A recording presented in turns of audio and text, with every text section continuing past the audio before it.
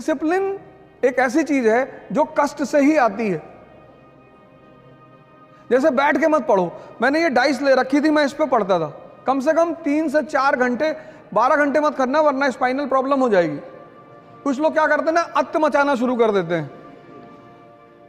बाबा रामदेव ने जब शुरू में बताना शुरू किया कि कपाल भाती करने से चेहरे पे चमक आती, एक भाई साहब ने 1.25 घंटा कर लिया, किडनी पलट गई, वो 2 महीने आईसीयू में रहे। किसी भी काम की शुरुआत धीरे धीरे करो, डिसिप्लिन कष्ट से आएगा। अपने आप को कष्ट दो और अपने ऊपर नजर रखो। एक शेड्यूल बनाओ और शेड्यूल छोटा बनाओ। सुबह उठो, सोचो आज मुझे 3 घंटा पढ़ना है, बस 1 मिनट। अब 3 घंटे का शेड्यूल बनाओगे तो तुम्हारा मन बगावत करेगा, कहेगा नहीं नहीं 3 घंटे का नहीं, 10 घंटा। मन की आदत है बड़े बड़े प्लान बनवाना, करना कुछ नहीं। तुम अगर उसके नेचर को देखो, वो प्लान बनाने में कंजूसी कभी नहीं करता। यही तो उसका खेल है, कहेगा पूरा दिसंबर बैठ के पढ़ना है। जब तुम, अगर यहां कुछ लोग बाहर के होंगे तो जब तुम अपने घर जाते होगे छुट्टी में, तो ये किताब लेके जाता होगा कि घर चल रहे हैं और टाइम वेस्ट नहीं करेंगे, पढ़ेंगे बैठ के। और जब तुम घर पहुंचते हो तो तुमसे क्या कहता है कि यार कानपुर में तो पढ़ ही रहे हो। पता लगा जितनी किताब लेके गए थे बिना खुले सब वापस आई है। अगर आज तुम्हें दौड़ने के लिए कहा जाए तो कितने किलोमीटर दौड़ जाओगी? 1। लेकिन क्या तुम्हारी क्षमता सिर्फ 1 किलोमीटर दौड़ने की है? नहीं, नहीं ना। अगर आज मैं तुमसे दौड़ने के लिए कहूं तो तुम सिर्फ 1 किलोमीटर दौड़ पाओगी, ऐसा तुम कह रही हो।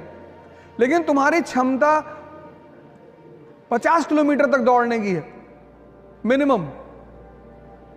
बाकी तुम अब भद्रकाली का रूप ले लो और 100 किलोमीटर दौड़ जाओ। तो अब क्या करना है तुम्हें? अब सुनो क्या करना है।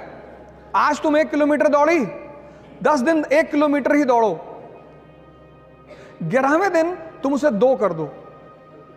स्टेमिना डेवलप हुआ। ऐसे जीवन में भी करना है।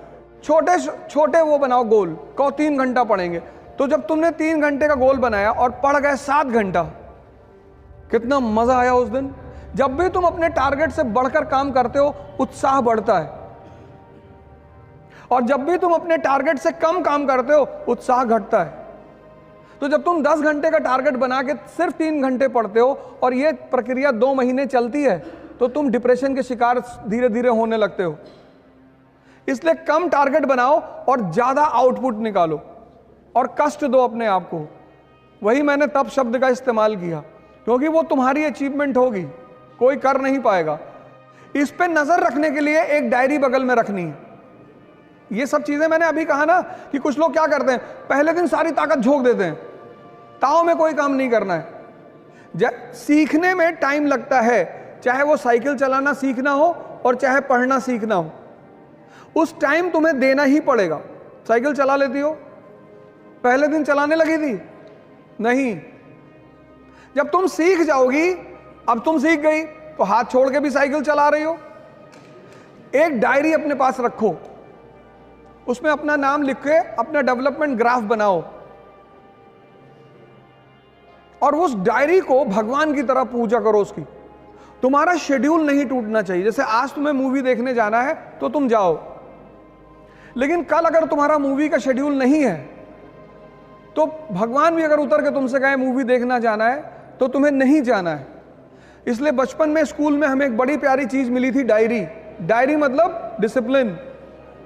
तो ये काम करो, डायरी बनाओ और अपनी स्टेमिना को अपने हिसाब से आगे बढ़ाते चली जाओ।